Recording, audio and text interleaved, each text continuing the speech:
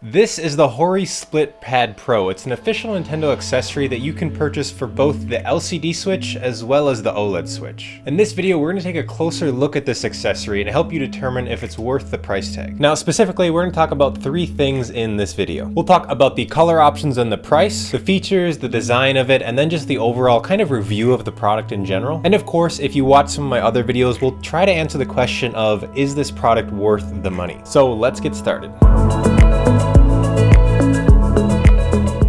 A viewer from the channel actually requested this video, so Ethan, I hope this helps with your purchasing decision, and if you have any topics for a video that you want me to make, be sure to leave them in the comments below. And for those of you who are new to the channel, my name is Michael, welcome to the Tweet and Tech YouTube channel. A large portion of my audience is not yet subscribed, so be sure to get subscribed. We're putting out new videos here all the time. So without further ado, let's get started with the first topic, and that's regarding the color options you get with this product and the overall price. To start, this is a $50 product pretty much across the board. I looked at a variety of different retailers and you might be able to find it for a little bit cheaper on Amazon, depending upon which color you get, but you should pretty much expect to pay $50 for this product if you're interested in it. If you are interested in purchasing it, I'll leave an Amazon affiliate link down in the description below. Please use that link if you're going to be purchasing this product. It really helps me grow my channel. So that link will be in the description below, and thank you for using that. One nice thing about this product though is actually all the different color options they have, which is quite a few different ones. So to start, you have the black and gold Pikachu, the Damon X Machia,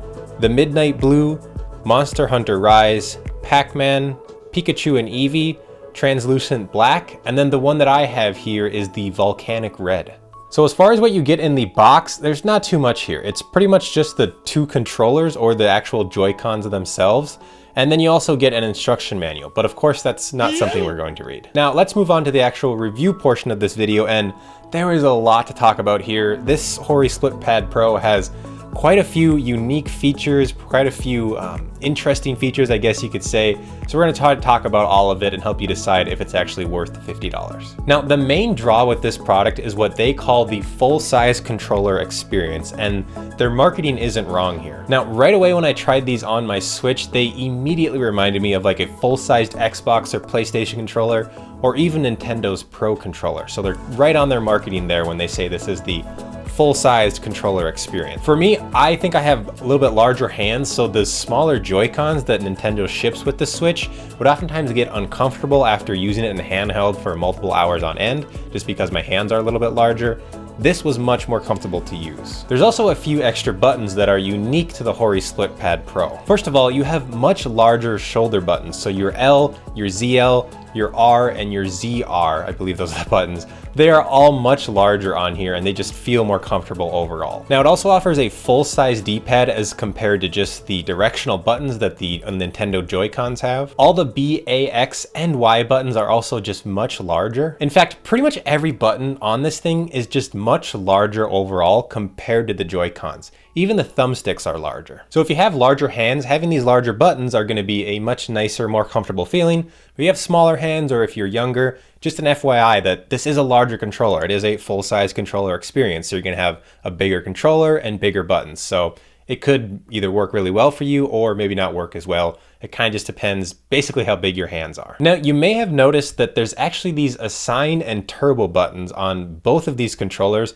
We're going to talk more about that a little later on in the video, but they are kind of cool. Switching around to the back of the controller, there is some grip on here that makes it even more comfortable to hold. Really happy they put this grip on here, so thank you, Hori. But you'll also notice there's these programmable rear triggers or rear buttons on the back of both controllers as well. Again, more on those triggers a little later in the video because they do relate to that assign and turbo button. Now, one of the things you might be wondering is if you can actually dock the Nintendo Switch while you are using this accessory, and I'm happy to report that the answer is yes. So thanks to these two plastic tabs on here, you can actually just slide the Nintendo Switch into the dock if you want to use this in TV mode without having to detach the controllers at all. Those two plastic tabs will hold it up, and for me, I don't know if this is a use case for them, but for me, they also doubled as kind of like a way to grip the Switch a little bit more when you're playing in handheld mode. I would sometimes just kind of rest my fingers on those two plastic tabs.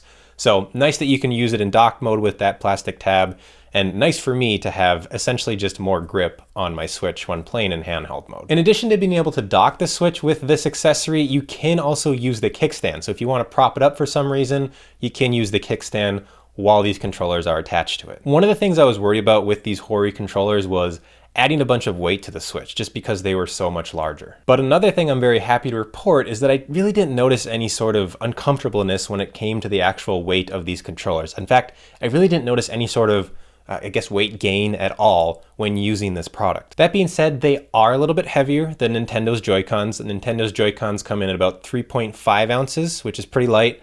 These larger Hori controllers come in at about 5.4 ounces. So they are heavier, but it's only about 2 ounces. So for me, it wasn't really enough for me to even notice. Definitely wasn't enough to make it feel uncomfortable. So if you're worried about the weight, I would not be. All right, so let's talk more about those assign, turbo, and then the extra button you get on the back of this controller. So the assign and turbo buttons are pretty much self-explanatory. The assign button will allow you to actually assign a button to that extra button on the back of the controller, that extra trigger button. And the turbo button will allow you to assign a button that basically just rapidly presses the button over and over again, or at least mimics that. So I'll give you an example here. If you wanted to assign the B button to the extra button on the back of the right controller, all you do is hold down the assign button, press B, and then that button would then be assigned to the extra button on the back of the Hori controller. Same thing on the left side. The key thing to note here though is that you can't assign the left controller with right buttons. So if you wanted to assign the left controller to do the A button,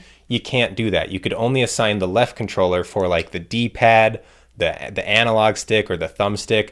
You can't switch them back and forth, which is a little annoying. Now, the turbo button is a similar situation. You hold down the turbo button and press the button that you want to assign the turbo feature for. And then when you want to use the turbo feature, you simply just hit turbo and that button again, and it will start blinking, and you now have that button acting as though it's constantly being pressed, basically very quickly. So it's a little bit confusing to try to explain over the camera. If you have any other further questions about any of those buttons or anything we've really talked about so far, be sure to leave a comment down below. I'll be replying to a bunch of those comments. And I was gonna ask you guys a question. What do you think about the assign and turbo buttons and that extra button on the back of the controller?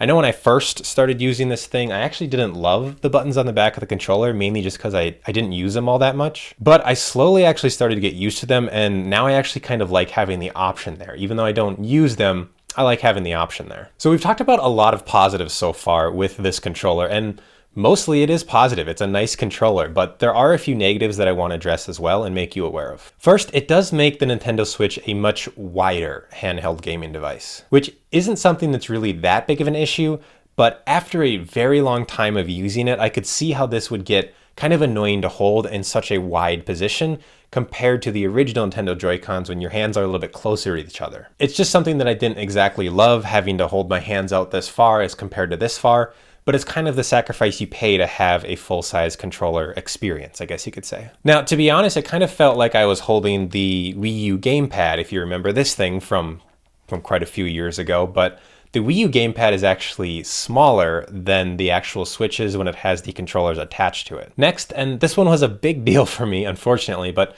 there's no grips on the thumbsticks, and I don't understand why. Now, the Xbox controller has grips on their thumbsticks. The PlayStation DualSense controller has grips on their thumbsticks. Nintendo's Pro controller has grips on their thumbsticks, and even Nintendo's Joy-Cons has a little bit of grip on their thumbsticks, but for whatever reason, Hori decided not to put any sort of grips on these thumbsticks. They're just incredibly smooth, and I don't like it. So Hori, you're probably not watching this video, but if you are, please put grips on the thumbsticks in a second generation or just on products going forward, because it would be really nice for people like me who just like having those grips on the thumbsticks. A few other kind of really small things that I didn't really love was the wall or the thick space between the actual controller itself and the Nintendo Switch. It just leaves a really thick wall there. It's kind of not the greatest to look at. I don't know how they solve this, but I just don't like it. There's no ability to actually use these controllers on their own. So in other words, they have to be connected to the Nintendo Switch. So if you want to prop this up on a table or something and then undock the controllers and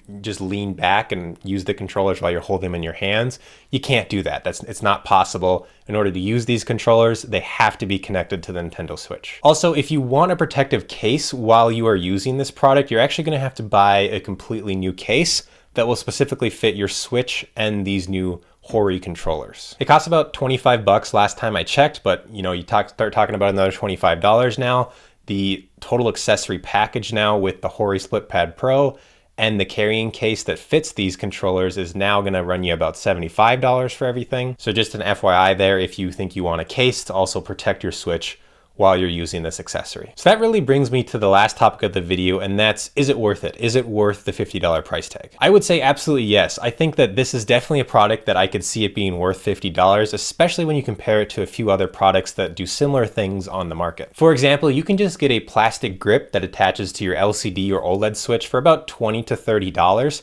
But if you spend $50 on this Hori Split Pad Pro, you get a complete set of controllers, you get those extra buttons on the back, and you also get that grip that you're looking for, that full-size kind of more ergonomical feel. So if you're watching this video and you're on the market looking for some sort of grip for your LCD or OLED switch, I would definitely say that the Hori Split Pad Pro is worth the $50 price tag. What do you guys think of the Hori Split Pad Pro overall though? Do you like it? Are you gonna buy it? Do you think it's worth the $50, or do you kind of annoyed that you're gonna have to buy like a whole new case for it and have to spend $75? Let me know in the comments down below your thoughts. I'll be down there replying to a bunch of comments. And with all that being said, I wanna thank you guys for watching this video and have a great rest of your day.